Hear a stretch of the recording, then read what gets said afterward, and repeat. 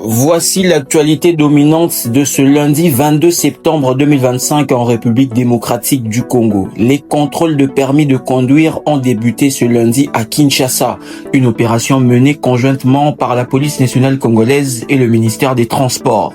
Les autorités congolaises veulent renforcer la sécurité routière et vérifier la conformité des conducteurs.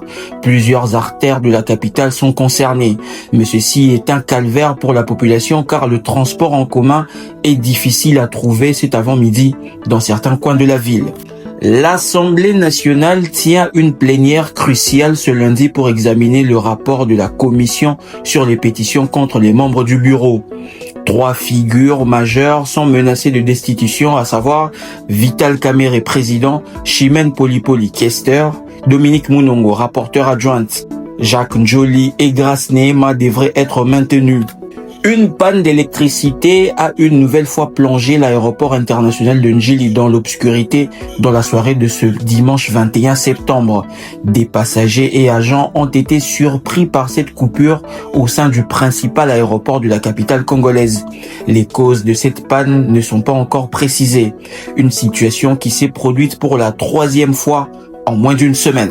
Et puis, dans la nuit de samedi à dimanche, le président Félix Tshisekedi s'est envolé pour New York afin de participer à la 80e Assemblée générale de l'ONU. L'objectif de ce voyage, plaidoyer pour la reconnaissance du génocide congolais, bilan de l'accord de Washington et la relance du processus de Doha.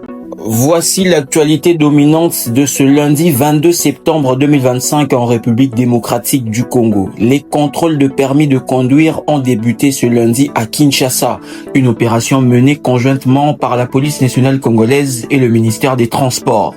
Les autorités congolaises veulent renforcer la sécurité routière et vérifier la conformité des conducteurs.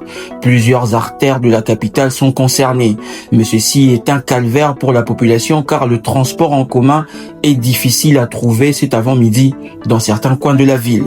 L'Assemblée nationale tient une plénière cruciale ce lundi pour examiner le rapport de la commission sur les pétitions contre les membres du bureau. 3 figures majeures sont menacées de destitution, à savoir Vital Kamerhe, président, Chimène Polypoli, questeur, Dominique Mounongo, rapporteur adjointe.